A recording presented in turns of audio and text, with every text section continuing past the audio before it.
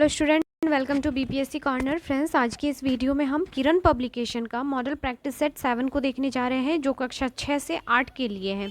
Friends, इससे पहले हम लोगों ने कुल 6 प्रैक्टिस सेट को जो है कवर कर लिया है। अगर आप चैनल पर नए आए हैं तो प्लीज़ आप जाकर जो प्रीवियस हमारा सेट है वो आप देख सकते हैं।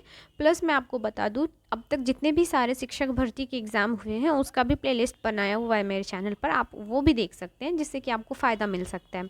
तो बिना देरी किए हुए शुरू करते हैं आज का इंपॉर्टेंट वीडियो और देखते हैं मॉडल प्रैक्टिस सेट 7 को। और फ्रेंड्स, एग्ज़ाम का डेट जो है कहीं पर भी ऐसा कुछ न्यूज़ नहीं आ रहा है कि एक्सटेंड होने वाला है, तो टाइम बहुत कम है फ्रेंड्स, इसलिए एकदम टोटली फोकस कीजिए। बस ज़्यादा से ज़्यादा प्रैक्टिस सेट सॉल्व कीजिए और ज़्यादा से ज़्यादा जो है मार्क्स लेके आइए, जिससे इस बार आपका सिलेक्शन बिल्कुल ना छूटे। तो लैंग्वेज पेपर का सवाल है और देखते हैं आज के पहले सवाल को। पहले सवाल दिया गया है आपका, fill in the blanks choosing the most appropriate alternative and complete the following sentence. दिया है आपका, we dash them to arrive since last Thursday. आपको इसमें आंसर बताना है, क्या हो जाएगा? तो हैव बीन एक्सपेक्टिंग, ऑप्शन 2 हो जाएगा। We have been expecting them to arrive since last Thursday, option 2 हो जाएगा इसका राइट आंसर। चलिए अब देख लेते हैं क्वेश्चन नंबर 2 को। क्वेश्चन नंबर 2 में पूछा है आपसे, he said to me go home, which of the following sentence correctly expresses the above sentence in indirect speech. तो इसमें इनडायरेक्ट स्पीच पूछ रहा है आपसे, तो इसका राइट आंसर हो जाएगा he told me to go home. Sorry, यहाँ पे टाइपिंग एरर है, he told me to go home, option 3 इसका राइट आंसर हो जाएगा। चलिए अब देख लेते हैं क्वेश्चन नंबर 3 को। Select the word which is closest to the opposite in meaning of the underlined word in the following sentence. आपको जो है यहाँ पे जो भी अंडरलाइन किया हुआ है उसका सबसे जो है नज़दीकी वाला ऑपोजिट शब्द बताना है। यहाँ पे क्लोजेस्ट जो है सबसे ऑपोजिट वर्ड को देखना है। तो पूछा है आपसे, the fact of the case were obscured by the speech of the defence counsel. तो इसका सबसे करेक्ट वर्ड कौन सा हो जाएगा फ्रेंड्स? तो इसके लिए जो सही शब्द आ जाएगा यह हो जाएगा क्लैरिफाइड, ऑप्शन 3 हो जाएगा इसका राइट आंसर। चलिए नेक्स्ट देख लेते हैं अगले सवाल को।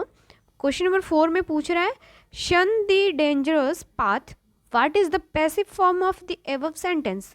तो इसका आ जाएगा आपका, let the dangerous path be shunned, option 2 इसका राइट आंसर हो जाएगा।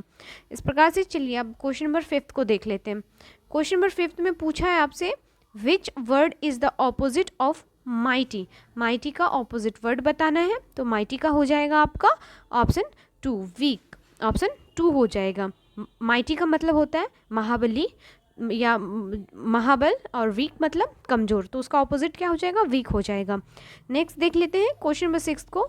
The plural form of man of war is. तो इसका राइट आंसर क्या हो जाएगा? इसका राइट आंसर हो जाएगा मैन ऑफ वार, ऑप्शन 2 हो जाएगा। MAN है और यहाँ पे MEN है फ्रेंड्स, तो प्लूरल बताना था आपको, तो ऑप्शन 2 इसका राइट आंसर हो जाएगा। नेक्स्ट सवाल है आपका, a disease that spread by contact is called. वैसी बीमारी जो आपका मतलब फैलता है कॉन्टैक्ट से, वैसी बीमारी को क्या कहते हैं इंग्लिश में? तो इसे हम कहते हैं कॉन्टाजियस, ऑप्शन 3 हो जाएगा। नेक्स्ट है आपका क्वेश्चन नंबर 8 में, Ravi dash living here for 6 months, supply correct tense form. आपको एक टेंस फॉर्म को जो है सही से बताना है, इसमें कौन सा आ जाएगा? तो इसका राइट आंसर हो जाएगा friends option 3 has been. Ravi has been living here for 6 months, तो इसमें सही टेंस हैज़ बीन आ जाएगा। चलिए अब देख लेते हैं, हिंदी लैंग्वेज का पेपर है आपका, 9 से 11 तक जो है आपको गद्यांश पढ़ के इसमें आंसर करना है फ्रेंड्स। तो मैं धीरे धीरे आपको वीडियो दिखा रही हूँ, आप प्लीज़ इसको जो है पॉज करके भी आप अपना अच्छे से गद्यांश को पढ़ लीजिएगा। मैं पढ़ती हूँ तो फिर थोड़ा जो वीडियो है वो लॉन्ग हो जाता है, इस प्रकार से मैं थोड़ा सा को स्किप करती हूँ फ्रेंड्स। तो चलिए क्वेश्चन नंबर 9 में डायरेक्ट आंसर को देखते हैं। प्रतिपादन का अर्थ होता है, तो प्रतिपादन का अर्थ होता है निरूपण, याद रखिएगा फ्रेंड्स, ऑप्शन 1 इसका राइट आंसर हो जाएगा। नेक्स्ट सवाल में देख लेते हैं, अवहेलना का अर्थ है, तो अवहेलना का अर्थ तिरस्कार होता है फ्रेंड्स, ऑप्शन 1 हो जाएगा। नेक्स्ट सवाल में है आपका, गद्यांश का उपयुक्त शीर्षक होगा, क्या शीर्षक हो सकता है? तो साहित्य और मूल्य। प्लीज़ आप गद्यांश को पढ़ लीजिएगा, इसका जो शीर्षक है साहित्य और मूल्य है। चलिए क्वेश्चन नंबर 12 को देख लेते हैं। यह घर मेरा है, इस वाक्य में यह किस प्रकार का विशेषण है? तो इस शब्द में सार्वनामिक विशेषण है। ऑप्शन क्या हो जाएगा? 2 हो जाएगा। यह जो है सार्वनामिक विशेषण है। नेक्स्ट देख लेते हैं क्वेश्चन नंबर 13 को। 13 में पूछा है आपसे एडमिनिस्ट्रेटिव कंट्रोल का हिंदी पर्याय कौन सा होगा? तो इसका हिंदी पर्याय हो जाएगा फ्रेंड्स प्रशासनिक नियंत्रण। ऑप्शन 3 हो जाएगा इसका राइट आंसर। चलिए क्वेश्चन नंबर 14 में है, कृपया मेरी थोड़ी सी मदद करो। इस वाक्य में थोड़ी सी किस प्रकार का क्रिया विशेषण है? तो इसमें जो क्रिया विशेषण है फ्रेंड्स यह हो जाएगा परिणामवाचक क्रिया विशेषण। ऑप्शन 1 हो जाएगा इसका राइट आंसर। सवाल है हमारा, स्वदेश का सही संधि विच्छेद कौन सा है? तो इसका सही संधि विच्छेद हो जाएगा सजोड़ उद्देश्य, सद्देश्य। नेक्स्ट देख लेते हैं क्वेश्चन नंबर 16 को। 16 में पूछा है नीलिमा शब्द में कौन सा प्रत्यय है? तो नीलिमा शब्द में ईमा प्रत्यय है। नीलिमा, ईमा, ईमा इसका राइट आंसर हो जाएगा। अगला सवाल है, सरकार ने अंशतः प्रतिपूर्ति की है। इस वाक्य में किस प्रकार के क्रिया विशेषण का प्रयोग हुआ है? तो ऐसे वाक्य में परिणामवाचक क्रिया विशेषण का जो है यूज हुआ है। क्वेश्चन नंबर 18 में है आपका, निम्नलिखित वाक्यों में से मिश्र वाक्य ज्ञात कीजिए। तो मिश्र वाक्य ज्ञात करेंगे फ्रेंड्स। राम ने जो कार खरीदी है वह पुरानी है। यह एक मिश्र वाक्य का जो है एक उदाहरण है। नेक्स्ट सवाल को देख लेते हैं, जो ना जाया गया हो, इस वाक्यांश के लिए सही शब्द कौन सा होगा? तो जो ना जाना गया हो ऐसे शब्द के लिए हम यूज करते हैं अज्ञात, अज्ञात का। क्वेश्चन नंबर 20 में है आपका, मुख्यार्थ की बाधा होने पर रूढ़ि या प्रायोजन से अन्य अर्थ का ग्रहण होता है, वह शब्द शक्ति क्या कहलाती है? तो वह कहलाती है लक्षणा। ऑप्शन 1 हो जाएगा। नेक्स्ट है, क्रिया के पद परिचय में इनमें से क्या क्या होता है? तो क्या क्या होता है फ्रेंड्स? और ऑप्शंस देख लेते हैं। तो इसमें का राइट आंसर हो जाएगा उपयुक्त में से एक से अधिक। नेक्स्ट सवाल में है आपका, इनमें से कौन सा शब्द रूप भिन्न है? तो कौन सा शब्द हो जाएगा? निगोड़ा हो जाएगा इसमें से। नेक्स्ट देख लेते हैं क्वेश्चन नंबर 23 को। दिए गए वाक्य की वृत्ति ज्ञात कीजिए, उसने गोल्ड मेडल जीता है। तो इसका राइट आंसर क्या हो जाएगा? यह संदेहार्थक जो हो जाएगा शब्द हो जाए, वाक्य हो जाएगा। तो ऑप्शन 2 इसका राइट आंसर हो जाएगा। नेक्स्ट सवाल में है आपका, नई समीक्षा शब्द का सर्वनाम प्रयोग किस विद्वान ने किया था? तो नई समीक्षा शब्द का जो सर्वनाम का प्रयोग है यह किया गया था आपका स्पिनगार्ड ने, स्पिनगार्ड ने। ऑप्शन 2 हो जाएगा इसका राइट आंसर। नेक्स्ट देख लेते हैं क्वेश्चन नंबर 25 को। इनमें से कौन सा शब्द आग का पर्यायवाची है? तो आग का पर्यायवाची हो जाएगा अनल। ऑप्शन 2 हो जाएगा इसका राइट आंसर। क्वेश्चन नंबर 26 में पूछ गया है आपसे, इनमें से संबंधवाचक सर्वनाम का प्रयोग किस वाक्य या किन वाक्यों में हुआ है? तो संबंधवाचक का जो प्रयोग हुआ है, अगर आप ऑप्शंस देखेंगे तो पाएंगे ऑप्शन जो है 4 हो जाएगा। इनमें से एक से अधिक इसका राइट आंसर हो जाएगा। नेक्स्ट देख लेते हैं अगले सवाल को। क्वेश्चन नंबर 27 में है आपका, जो ध्वनियाँ ना स्वर है न व्यंजन, इन्हें क्या कहा जाता है या क्या कहते हैं? तो इसको हम अयोग्यवाह कहते हैं, अयोग्यवाह। नेक्स्ट सवाल है आपका, दिए गए वाक्य में गुणवाचक विशेषण ज्ञात कीजिए। आपका वाक्य है, हमारे विद्यालय के पास आम का एक विशाल वृक्ष है। इसमें गुणवाचक आपको बताना है, तो इसका गुण हो जाएगा विशाल, अपने में यह विशाल है। नेक्स्ट सवाल है आपका, देवनागरी लिपि में किए गए सुधारों में पंचमाक्षर के बदले अनुस्वार के प्रयोग का सुझाव इनमें से किसने दिया था? तो इनका सुझाव दिया गया था श्याम सुंदर दास ने। ऑप्शन 1 हो जाएगा इसका right answer. Question number last language paper का है, जिसकी आशा ना की गई हो के लिए उपयुक्त शब्द कौन सा है? तो इसके लिए कौन सा शब्द आएगा फ्रेंड्स? तो जिसकी आशा ना की गई हो उसके लिए हम यूज करते हैं अप्रत्याशित, अप्रत्याशित। ऑप्शन 1 हो जाएगा। अब आता है फ्रेंड्स सामान्य अध्ययन का 40 क्वेश्चन, जो कि मैं मैथ के जो क्वेश्चंस हैं उसको स्किप कर देती हूँ। और फ्रेंड्स, आप लोग बहुत परेशान हो जाते हैं कि मैथ के सवालों को दिखाया जाए, तो प्लीज़ मैं अपना लिंक जो है, टेलीग्राम लिंक आपको चैनल पर दे दूँगी। आप प्लीज़ वहाँ से जाकर PDF ले लीजिएगा और फिर मैथ के सवालों को आप आराम से सॉल्व कर लीजिएगा, वो सबसे बेस्ट तरीका होगा। चलिए देखते हैं हम 40 नंबर के क्वेश्चन को। चारों वेदों में सबसे पुराना वेद कौन सा है? तो सबसे पुराना वेद कौन सा हो जाएगा फ्रेंड्स? तो यह है आपका ऋग्वेद। नेक्स्ट देख लेते हैं क्वेश्चन नंबर 41 को। भारत में केंद्रीय मंत्री पद की शपथ से संबंधित प्रावधान डैश में किए गए हैं? तो यह किया गया है आपका तीसरी अनुसूची में, ऑप्शन थर्ड हो जाएगा। अगले सवाल में है आपका अरावली पर्वतमाला के उच्चतम बिंदु का नाम क्या है? तो इस पर्वतमाला का नाम हो जाएगा आपका गुरु शिखर। याद रखिएगा फ्रेंड्स, मोस्ट VVI सब क्वेश्चन है और ये प्रैक्टिस सेट काफ़ी अच्छी है। नेक्स्ट देख लेते हैं 1855 से 56 भारत में हुए संथाल विद्रोह का नेतृत्व किसने किया था? BPSC का मोस्ट फेवरेट क्वेश्चन है ये, हर एग्जाम में इस क्वेश्चन को वह पूछते हैं। तो याद रखिएगा फ्रेंड्स, सिद्धू और कानू ने किया था इनका जो है नेतृत्व संथाल विद्रोह का। नेक्स्ट सवाल है आपका मस्कोवाइट, पैगमाइट और बायोटाइट किसके अयस्क हैं? तो यह जो अयस्क माना जाता है फ्रेंड्स, अभ्रक का, ऑप्शन थर्ड हो जाएगा इसका राइट आंसर। नेक्स्ट देख लेते हैं भारत में सुंदरवन डेल्टा किस प्रकार के वन पाए जाते हैं? तो भारत के सुंदरवन डेल्टा में पाए जाने वाले वन अगर हम देखें तो मैंग्रोव वन हो जाएगा इसका राइट आंसर।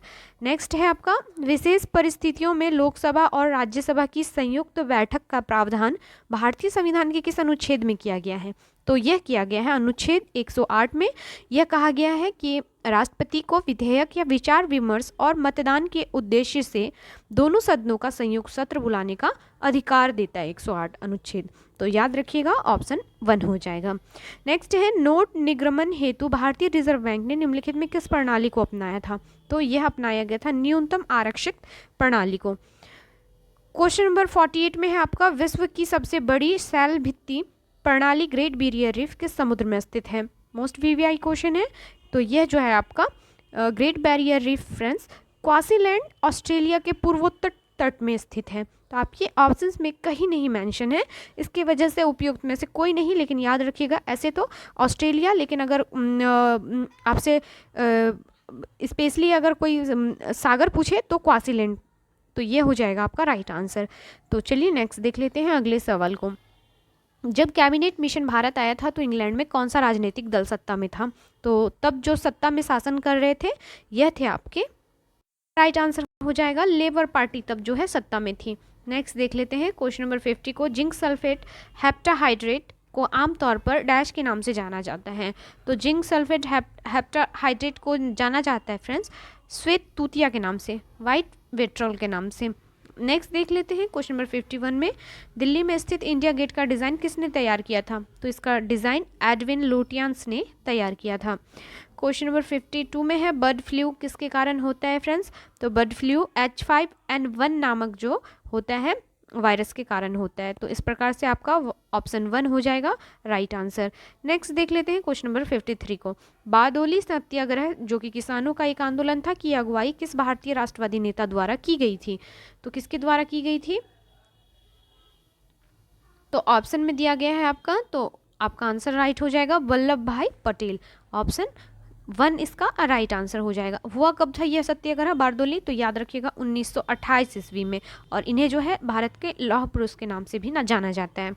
नेक्स्ट देख लेते हैं 54 में निम्नलिखित में किसका उपयोग नाभिकीय रिएक्टरों के मंदक के रूप में नहीं किया जाता है फ्रेंड्स? नहीं पूछा है आपसे। कई बार क्या होता है ना, स्टूडेंट कंफ्यूज कर जाते हैं, ये ह्यूमन एरर होता है। कई बार नहीं को हम हाँ में बदल देते हैं, हाँ को ना में बदल देते हैं। तो थोड़ा क्वेश्चंस को भी आप अच्छे से जो है पढ़िएगा फ्रेंड्स, क्योंकि जो बात है आपके सिलेक्शन का है, एक एक मार्क्स से लोग पीछे छूट जाते हैं। तो इसका राइट आंसर हो जाएगा बोरोन, ऑप्शन 3 हो जाएगा।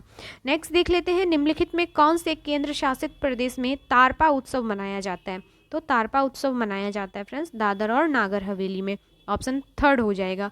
अगला सवाल है किस काल को भारतीय इतिहास का स्वर्ण युग कहा गया? तो यह युग था आपका, किस काल को कहा जाता था? तो गुप्त साम्राज्य को कहा जाता था फ्रेंड्स। इस प्रकार से इस गुप्त साम्राज्य को कहा जाता था स्वर्ण युग इस प्रकार से आपके ऑप्शन में तो नहीं दिया गया है, आप याद रखिएगा, उपयुक्त में से कोई नहीं हो जाएगा इसका राइट आंसर। नेक्स्ट देख लेते हैं, खेड़ा जिले में किसानों की सहायता के लिए महात्मा गांधी ने सत्याग्रह का आयोजन किस वर्ष किया था? तो खेड़ा सत्याग्रह कब हुआ था? 1918 ईस्वी में। मेंशन कहीं नहीं है ऑप्शन, तो आपका उपयुक्त में से कोई नहीं हो जाएगा, लेकिन आप याद रखिएगा सन 1918 में खेड़ा सत्याग्रह जो है आपके गुजरात में किया गया था महात्मा गांधी के द्वारा। नेक्स्ट देख लेते हैं क्वेश्चन नंबर 58 को। नीति आयोग के संबंध में निम्नलिखित में कौन सा कथन गलत है? तो फ्रेंड्स, जब आप ऑप्शंस अच्छे से पढ़ेंगे तो पाएंगे इसकी स्थापना 1 जनवरी 2016 को हुई थी। यह कथन गलत है, क्योंकि 1 जनवरी तो ठीक है, लेकिन 2015 को हुई थी। ऑप्शन जो हो जाएगा इसका थर्ड हो जाएगा, यह गलत कथन है फ्रेंड्स। और अगर वीडियो पसंद आता है तो प्लीज़ फ्रेंड्स एक लाइक ज़रूर कर दीजिएगा, किससे क्या होता है ना कि मोटिवेट काफ़ी अच्छा होता है, इंसान और मन लगा के वीडियो बनाने की कोशिश करता है। तो प्लीज़ लाइक ज़रूर कीजिएगा और शेयर ज़रूर कीजिएगा, क्योंकि जिन लोगों तक बुक अवेलेबल ना हो इस वीडियो के थ्रू, मोबाइल तो आजकल हर किसी के पास है, लेकिन कभी कभी क्या होता है ना कि बुक नहीं पहुंच पाता है, या तो बुक स्टॉल नहीं होते हैं, करीब बहुत ज़्यादा गांव देहात का इलाका होता है। तो प्लीज़ फ्रेंड्स वीडियो को शेयर करने से क्या होगा कि उस स्टूडेंट तक जो है एक आपका हेल्प पहुंच जाएगा। चलिए क्वेश्चन देखते हैं। 1947 में भारत के स्वतंत्र होने के समय ब्रिटिश भारत का वायसराय कौन था? तो इस समय जो वायसराय थे यह थे आपके लॉर्ड माउंटबेटन। सभी को पता होगा, काफ़ी इजी क्वेश्चन है। नेक्स्ट देख लेते हैं, एनोड्राइजिंग प्रक्रिया में किस अम्ल का उपयोग किया जाता है? तो इसके लिए हम यूज़ करते हैं तनु सल्फ्यूरिक एसिड का। ऑप्शन 2 हो जाएगा। क्वेश्चन नंबर 61 में है आपका, शुद्ध कार्बन को डैश पर संश्लेषित करके हीरा बनाया जा सकता है? तो अत्यधिक उच्च दाब और उच्च तापमान पर संश्लेषित करके हीरा बनाया जाता है शुद्ध कार्बन को। नेक्स्ट है आपका, सार्वजनिक क्षेत्र के उपक्रमों में प्रदत्त शेयर पूंजी का कितना प्रतिशत हिस्सा केंद्र सरकार द्वारा या किसी राज्य सरकार द्वारा आंशिक रूप से केंद्र सरकार और आंशिक रूप से एक या एक से अधिक राज्य सरकार द्वारा धारण किया जाता है? तो इसका राइट आंसर हो जाएगा फ्रेंड्स ऑप्शन 1, 50 या कम प्रतिशत। नेक्स्ट देख लेते हैं क्वेश्चन नंबर 63 को। इनमें से कौन सी फसल सूखा सहिष्णु फसल है? ड्रॉट टॉलरेंट क्रॉप कहा जाता है जिसको। तो यह जो फसल है आपका बाजरा है। ऑप्शन 3 हो जाएगा इसका राइट आंसर। चलिए अगले सवाल को देख लेते हैं। अगला सवाल है, 64 में भारत के राष्ट्रपति को कौन सा पद दिलाता है? कौन दिलाते हैं? तो यह भारत के मुख्य न्यायाधीश दिलाते हैं। अगला सवाल है, निम्नलिखित में कौन से विलयन में विद्युत का चालन नहीं होता है? तो विद्युत का चालन नहीं होगा फ्रेंड्स आपका अल्कोहल और ग्लूकोज में। ऑप्शन 3 हो जाएगा। नेक्स्ट है आपका, पेरिस में स्थित international institute of educational planning संयुक्त राष्ट्र के किस संगठन का अंग है? तो यह जो अंग है यूनेस्को का है। ऑप्शन 3 हो जाएगा इसका राइट आंसर। चलिए नेक्स्ट देख लेते हैं अगले सवाल को। क्वेश्चन नंबर 67 में है, 326 ईस्वी पूर्व में भारत पर आक्रमण करने के लिए सिकंदर या अलेक्जेंडर ने सबसे पहले निम्नलिखित में किस नदी को पार किया था? चलिए ऑप्शंस देख लेते हैं। तो ऑप्शंस जब देखेंगे फ्रेंड्स तो इसका राइट आंसर हो जाएगा आपका ऑप्शन 5, क्योंकि इन्होंने जो पार किया था नदी वह था, उसने झेलम व चिनाब नदियों के बीच के राजक शासक को जो है चुनौती दी थी, और इन्होंने जो है सिंधु नदी को पार करने के बाद तक्षशिला की ओर अपनी कदम को बढ़ाया था। तो उपयुक्त में से कोई नहीं इसका राइट आंसर हो जाएगा। चलिए नेक्स्ट देख लेते हैं क्वेश्चन नंबर 68 को। अगला सवाल है हमारा, निम्नलिखित में कौन सा जिला तमिलनाडु में स्थित है? आपको बताना है। तो इसका राइट आंसर हो जाएगा जो मनोरा का किला है यह तमिलनाडु में अवस्थित है। नेक्स्ट है सवाल, निम्नलिखित में कौन सी नहर प्रणाली हरियाणा में नहीं है? तो इसमें देखेंगे आप जो गंडक नहर है यह आपके हरियाणा में नहीं है, क्योंकि यह जो है आपके बिहार की नदी है, इसलिए ऑप्शन 3 जो हो जाएगा राइट हो जाएगा। अगला सवाल है, नवजात बच्चे के शरीर में लगभग कितनी हड्डियां होती हैं? तो नवजात बच्चों के शरीर में लगभग 300 हड्डियां होती हैं, और ये अंततः 206 हड्डियों को बनाने के लिए एक साथ बढ़ते हैं जो वयस्कों के पास होती है। बात अगर वयस्क का होता तो तब होता आपका 206, और अभी अगर बच्चे हैं तो आपको 300 हो जाएंगी। तो इस प्रकार से याद रखिएगा दोनों ही फैक्ट। चलिए नेक्स्ट देख लेते हैं। क्वेश्चन नंबर 70 था। अब आता है फ्रेंड्स आपका सामाजिक विज्ञान के कुछ कुल जो है 80 प्रश्न। तो सबसे पहला प्रश्न है आपका, मुझे मालूम क्या कानूनी है क्या गैर कानूनी? मैं राज्य की आवश्यकता अनुसार कानून बनाता हूँ। तो मुझे नहीं मालूम क्या कानूनी है या गैर कानूनी, यह जो कथन है आपको बताना है किसने कहा था। तो यह कथन था आपका ऑप्शन 3 हो जाएगा, फिरोज शाह तुगलक का फ्रेंड्स। फिरोज शाह तुगलक का। ऑप्शन थर्ड हो जाएगा इसका राइट आंसर। नेक्स्ट देख लेते हैं क्वेश्चन नंबर 72 को। विधवा पुनर्विवाह अधिनियम कब पारित हुआ था? तो यह अधिनियम 1856 ईस्वी में पारित किया गया था और यह जो है इस स्थिति में सुधार लाने के लिए ईश्वर चंद्र विद्यासागर ने काफ़ी प्रयास किया था और तभी जो है आपका 1856 में विधवा पुनर्विवाह अधिनियम को जो है वैध करार दिया गया। चलिए नेक्स्ट देख लेते हैं क्वेश्चन नंबर 73 को। क्वेश्चन नंबर 73 में पूछा गया है 1878 में किस वायसराय ने वर्नाकुलर प्रेस एक्ट पारित किया था? तो वर्नाकुलर प्रेस एक्ट आपने पढ़ा होगा, यह लॉर्ड लिटन ने जो है पारित किया था। ऑप्शन 2 हो जाएगा। नेक्स्ट सवाल में है सूची 1 को सूची 2 से मिलाना है और फिर कूट की सहायता से सही आपको जो है आंसर बताना है फ्रेंड्स। तो आपको चलिए मिलाते हैं।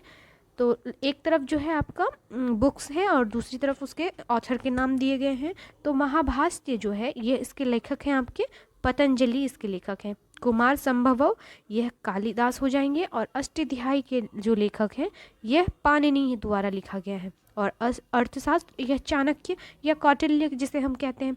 तो फ्रेंड्स जब आप इसे मिलाएंगे तो ऑप्शन आपका 1 आ जाएगा।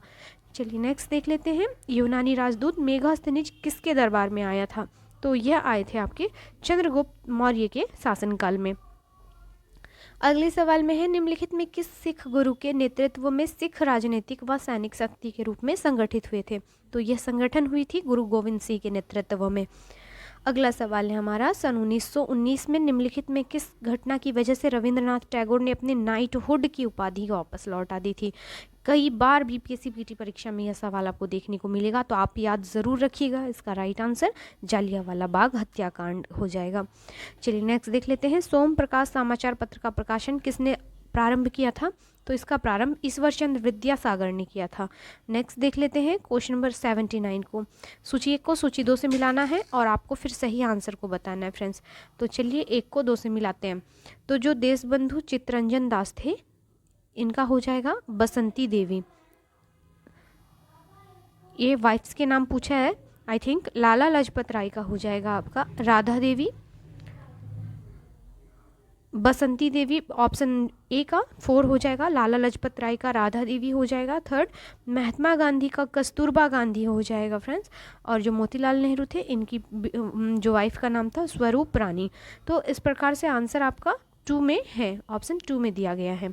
चलिए नेक्स्ट देख लेते हैं। ईस्ट इंडिया कंपनी का निम्नलिखित में से आरंभिक नारा क्या था? तो इसका आरंभिक जो नारा था यह था भूभाग नहीं व्यापार, याद रखिएगा। नेक्स्ट देख लेते हैं क्वेश्चन नंबर 81 को। सिंधु घाटी के निवासियों को किस धातु का ज्ञान नहीं था? तो इनको जो इसका ज्ञान नहीं था यह लोहे का था फ्रेंड्स, क्योंकि इसे जो है कांस्य सभ्यता भी कहा जाता है, इसलिए आपका लोहे से नहीं परिचित थे ये जो लोग थे यहाँ के। चलिए नेक्स्ट देख लेते हैं। प्राचीन भारत में निम्नलिखित में किस शासक ने जैन धर्म स्वीकार कर संन्यास ले लिया था?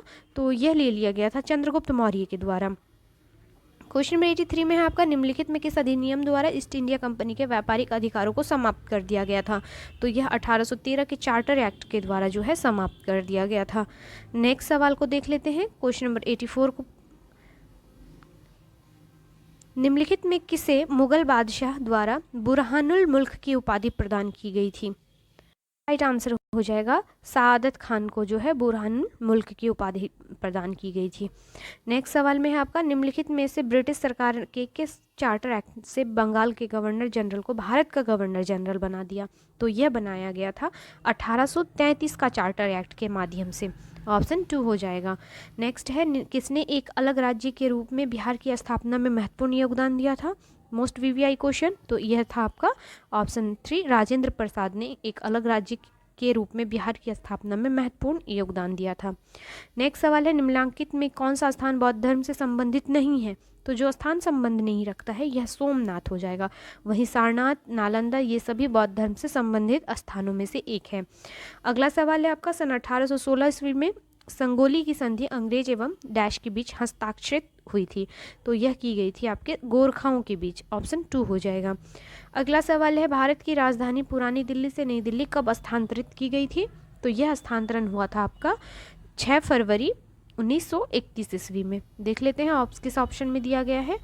तो यह दिया गया है 6 फरवरी 1931 आपके ऑप्शन 3 में, तो राइट हो जाएगा।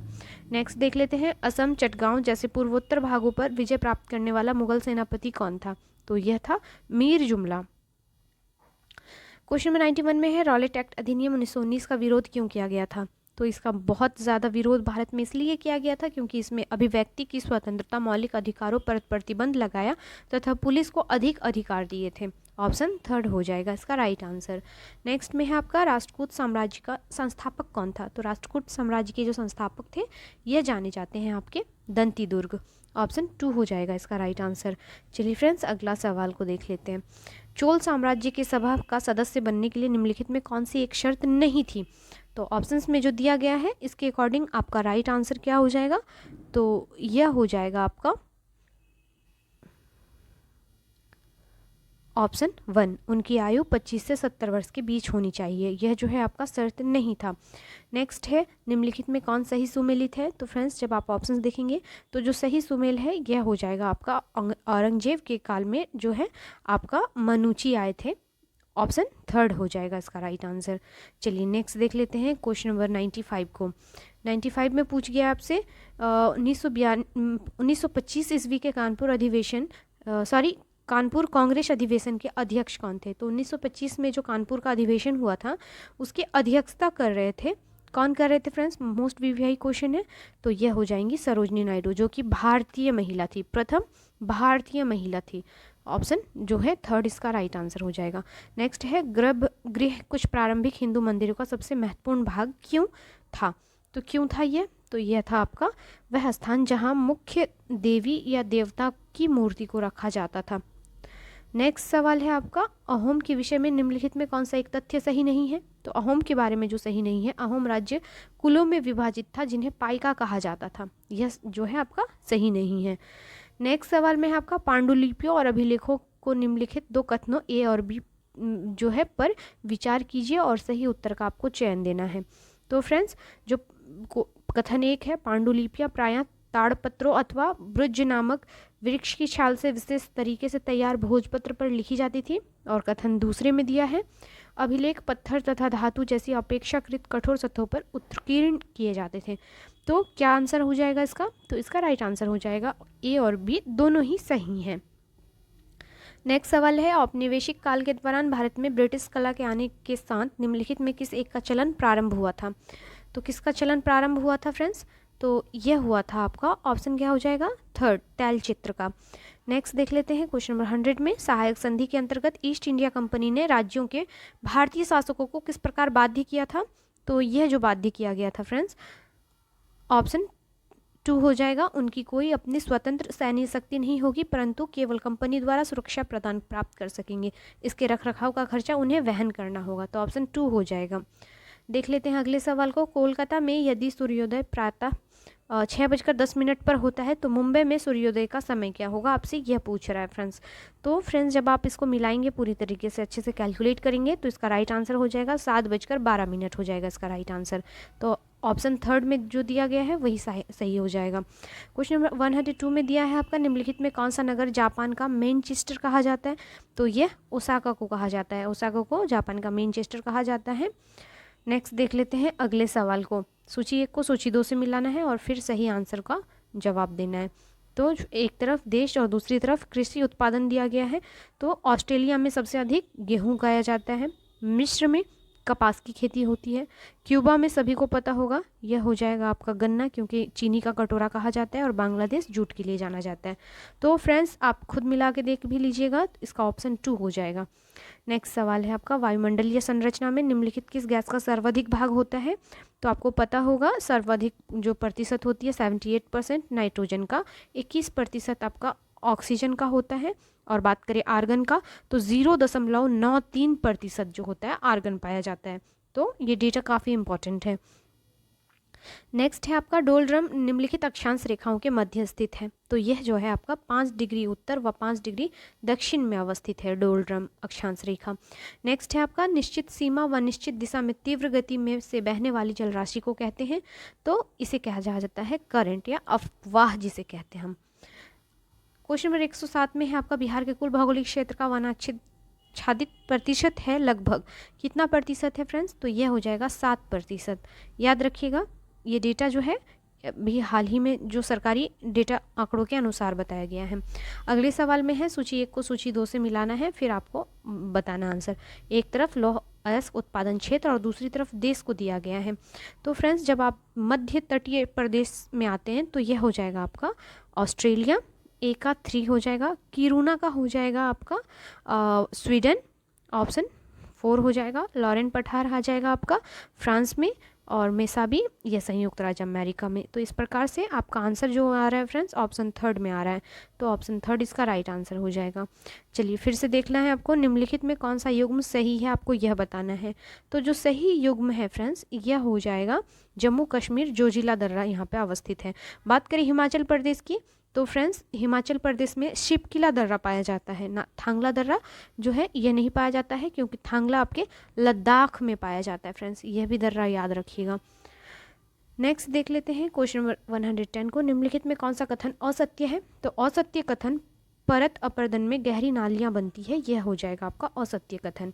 अगला सवाल है आपका, सामान्य दशाओं के अंतर्गत निम्नलिखित में कौन सा एक दिन नदी क्रिया द्वारा उत्पन्न लक्षणों का सही क्रमिक विकास है। तो सही क्रमिक विकास जो हो जाएगा नदियों का, यह जलप्रपात, नदी वेदिकाएं, विसर्प वेदिकाएं और गोखुर झीलें, ऑप्शन 3 हो जाएगा। अगला सवाल है, उत्तरी अमेरिका के कैलिफोर्निया, दक्षिणी अमेरिका के मध्य चिली और पश्चिमी ऑस्ट्रेलिया के दक्षिणी पश्चिमी छोर में के तटीय क्षेत्रों में निम्नलिखित कौन सी जलवायु पाई जाती है। तो यहाँ पर जो जलवायु पाई जाती है फ्रेंड्स यह हो जाएगा भूमध्य सागरीय जलवायु। नेक्स्ट में है आपका सही कथनों का चयन कीजिए। तो फ्रेंड्स जब आप सही कथन चूज़ करेंगे इसमें तो पाएंगे जो इसका राइट आंसर हो जाएगा वह ऑप्शन 3 हो जाएगा। ए, बी और सी तीनों ही जो हैं कथन अपने आप में सही हैं, तो इस प्रकार से ऑप्शन 3 जो हो जाएगा इसका राइट आंसर हो जाएगा। नेक्स्ट सवाल में है, निम्नलिखित समूहों में कौन सी जनजातियां अपना जीवन यापन खाद्यान्न संग्रह तथा शिकार से करती हैं। तो यह जो करती हैं फ्रेंड्स बुशमैन, पिग्मी तथा एस्किमो, तीनों ही जो जनजातियां हैं अपना जीवन यापन खाद्यान्न संग्रह और शिकार से करती हैं। अगले सवाल में सूची 1 को सूची 2 से मिलाना है, एक तरफ झील तो दूसरी तरफ राज्यों को दिया गया है, तो मिलाते हैं। चलिए, जो ऊलर झील है फ्रेंड्स यह आपके जम्मू कश्मीर में है, लोनार झील यह आपके महाराष्ट्र में है, और जो पुलिकट झील है यह आपके कहाँ पर अवस्थित है फ्रेंड्स, तमिलनाडु में अवस्थित है, और लोकटक झील मणिपुर में है। तो जब आप इसे मिलाएंगे तो पाएंगे इसका आंसर 3 इसका राइट आंसर हो जाएगा। चलिए अब देख लेते हैं अगले सवाल को। अगला सवाल है आपका, बिहार की मुख्य खाद्यान्न फसलें कौन सी हैं, आपको यह बताना है। तो बिहार की चावल, गेहूं और मक्का 3 फसल जो है मुख्य खाद्यान्न फसलें हैं। कर्क रेखा भारत के निम्नलिखित प्रांतों में किसमें होकर नहीं गुजरती हैं। तो जिसमें नहीं होकर गुजरती हैं यह उत्तर प्रदेश हो जाएगा। कर्क रेखा पूछा है फ्रेंड्स, याद रखिएगा, मोस्ट वीवीआई है। नेक्स्ट देख लेते हैं अगले सवाल को, निम्नलिखित कथन पर विचार कीजिए और सही कूट की सहायता से आंसर देना है। पहला कथन है, बृहद मरुस्थल निम्न अक्षांशों पर अवस्थित होते हैं, और कथन दूसरा है, महाद्वीपीय विस्थापन के फलस्वरूप वे उच्च अक्षांशों से हटकर निम्न अक्षांशों में आ गए हैं।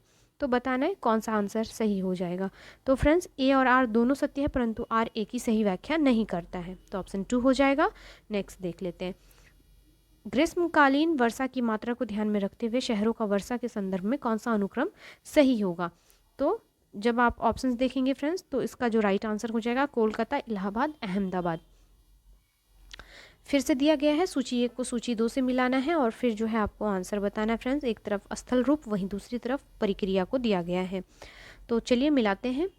आप इसे मिलाएंगे तो पाएंगे जो प्राकृतिक तटबंधन है यह नदीय हो जाएगा, एस्कर का हो जाएगा आपका हिम नदीय, पैलजे का हो जाएगा आपका कास्ट, और बारकन का हो जाएगा बातोड़। इस प्रकार से आंसर जो हो जाएगा फ्रेंड्स यह ऑप्शन 3 इसका राइट आंसर हो जाएगा। सवाल है, भारतीय अर्थव्यवस्था में कौन सा लक्षण नहीं पाया जाता है। तो जो लक्षण नहीं पाया जाता है भारतीय अर्थव्यवस्था में यह हो जाएगा आपका प्रति व्यक्ति उच्च आय। नेक्स्ट सवाल में देख लेते हैं, निम्नलिखित कथनों पर विचार कीजिए और फिर आंसर सही कूट की सहायता से देना है। कथन पहला है आपका, हिमालय पर्वत शीत ऋतु में उत्तर की ओर आने वाली पवनों से भारत की रक्षा करता है, और दूसरा कथन है, हिमालय विश्व की सर्वोच्च एवं नवीनतम वलित पर्वत श्रेणी है। तो कौन सा कथन सही हो जाएगा फ्रेंड्स। तो यह जो हो जाएगा सही इसका आंसर हो जाएगा आपका ऑप्शन क्या हो जाएगा, ऑप्शन 1 हो जाएगा। ए और आर दोनों सत्य है और आर ए की सही व्याख्या करता है। चलिए अब देख लेते हैं अगले सवाल को। निम्नलिखित मैंग्रोव स्थलों पर गौर कीजिए और उपयुक्त में कौन सा भारत के पूर्वी तट पर है, आपको यह बताना है। तो भारत के जो पूर्वी तट पर हो जाएगा फ्रेंड्स, आप जब ऑप्शन देखेंगे ऑप्शन 1 और 2 हो जाएगा। भीतरकर्णिका और पिच्चावरम, ये दो जो है पूर्वी आपका हो जाएगा आंसर सही, तो ऑप्शन 2 हो जाएगा। चलिए नेक्स्ट देख लेते हैं अगले सवाल को। अगले सवाल में है आपका, निम्नलिखित में कौन सा थर्मल पावर प्लांट बिहार में स्थित नहीं है जो बिहार में, यह बताना है। तो औरिया जो हो जाएगा तापीय विद्युत संयंत्र, यह यूपी में अवस्थित है, उत्तर प्रदेश में, ना कि बिहार में। अगला सवाल है, बिहार के पर्यटन स्थलों के संदर्भ में निम्नलिखित कथनों में कौन सा सही है, आपको यह बताना है। तो काकोलत बिहार राज्य की एक प्रसिद्ध झरना है, यह कथन जो है आपका सही हो जाएगा। सॉरी फ्रेंड्स, आपको स्कूट की सहायता से बताना है। तो जो ए बी सी डी सभी कथन हैं यह सभी ही सही हैं। चलिए नेक्स्ट देख लेते हैं अगले सवाल को। 21 मार्च और 23 सितंबर को पूरी पृथ्वी पर दिन और रात बराबर होते हैं, इसका कारण क्या है, हो सकता है आपको यह बताना ऑप्शंस की मदद से। तो फ्रेंड्स इसका जो कारण हो जाएगा, सूर्य की किरणें विश्ववत वृत्त पर सीधी पड़ती हैं और इस स्थिति में कोई भी ध्रुव सूर्य की ओर झुका नहीं होता है, तो ऑप्शन 1 हो जाएगा। नेक्स्ट देख लेते हैं क्वेश्चन नंबर 127 को। निम्नलिखित में कौन सी एक आकृति नदी के निक्षेपण कार्य का परिणाम है। तो जो परिणाम है यह बाढ़कृत मैदान हो जाएगा।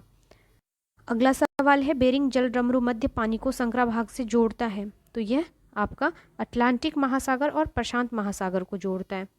नेक्स्ट सवाल में है, नीति आयोग के संबंध में कौन सा कथन सही है, आपको यह बताना है। तो 1 और 2 और 3 कथन दिए गए हैं नीति आयोग के बारे में। चलिए बताना है इसका कौन सा सही आंसर हो जाएगा। तो ऑप्शंस जब देखेंगे आप अच्छे से तो पाएंगे फ्रेंड्स, इसका ए पहला और दूसरा कथन जो हो जाएगा यह सही हो जाएगा, तो ऑप्शन 1 हो जाएगा इसका राइट आंसर।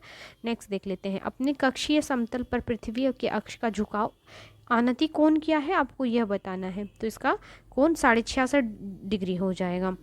अगला सवाल है, संविधान में के कौन से संशोधन द्वारा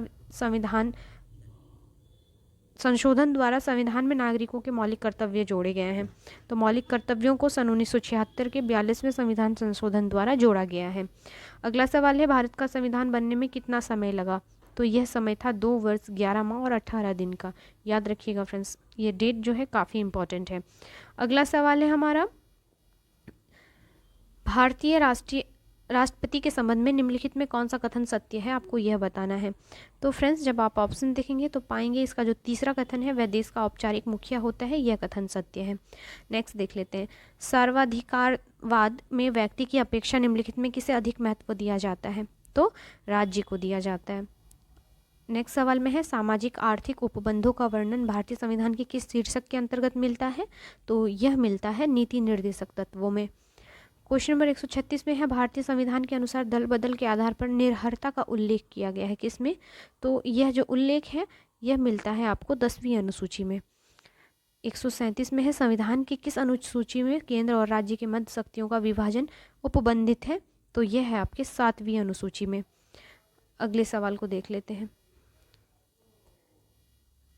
अगला सवाल है आपका, संविधान प्रारूप समिति के अध्यक्ष डॉक्टर भीमराव अंबेडकर ने किस अनुच्छेद को संविधान की हृदय एवं आत्मा कहा था। तो यह कहा गया था अनुच्छेद 32 को।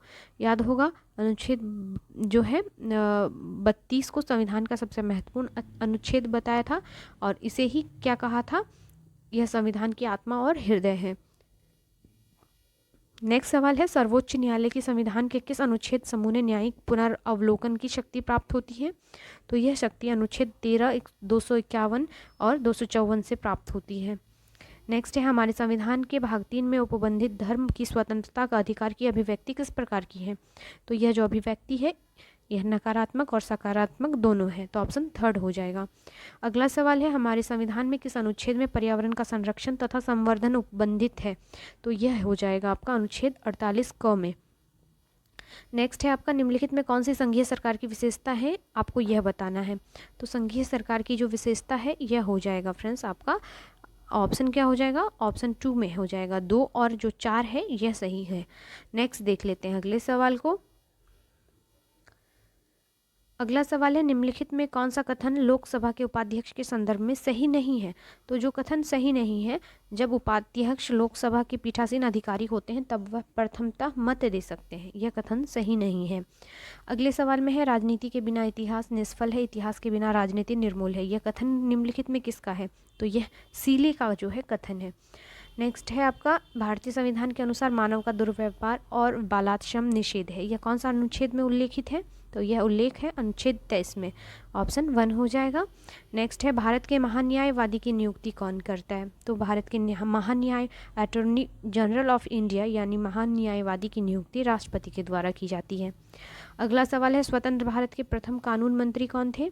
तो स्वतंत्र जो भारत थे, भारत के प्रथम कानून मंत्री थे, यह थे आपके डॉक्टर भीमराव अंबेडकर। अगला सवाल है, भूतपूर्व राजाओं के विशेषाधिकार को संवैधानिक संशोधन द्वारा समाप्त किया गया था, कब किया गया था फ्रेंड्स? यह बताना है आपको। तो यह जो समाप्त किया गया था आपका, इसका राइट आंसर हो जाएगा ऑप्शन 2 26वां के द्वारा। नेक्स्ट देख लेते हैं अगले सवाल को, कोई व्यक्ति अगर राज्य विधायिका का सदस्य नहीं है तो वह डैश के लिए मुख्यमंत्री नियुक्त किया जा सकता है एवं एक निर्धारित समय में उसे राज्य विधायिका हेतु निर्वाचित होना है, अन्यथा वह मुख्यमंत्री नहीं रहेगा। तो कितने माह के अंदर किया जाएगा यह? तो यह किया जाएगा आपका 6 माह के अंदर, ऑप्शन 2 इसका राइट आंसर हो जाएगा। और आखिरी सवाल है, निम्नलिखित में क्या उच्च न्यायालय के मूलाधिकार क्षेत्र में आता है फ्रेंड्स? तो जो मूलाधिकार के क्षेत्र में आता है, सांसदों के चुनाव से संबंधित विवाद और विधायकों के चुनाव से संबंधित विवाद। तो ऑप्शन 1 जो हो जाएगा इसका राइट आंसर हो जाएगा। तो इस प्रकार से फ्रेंड्स आपका सेट जो है पूरा होता है। और वीडियो कैसा लगा प्लीज़ फीडबैक दीजिएगा। मिलते हैं नेक्स्ट वीडियो में, तब तक के लिए थैंक यू।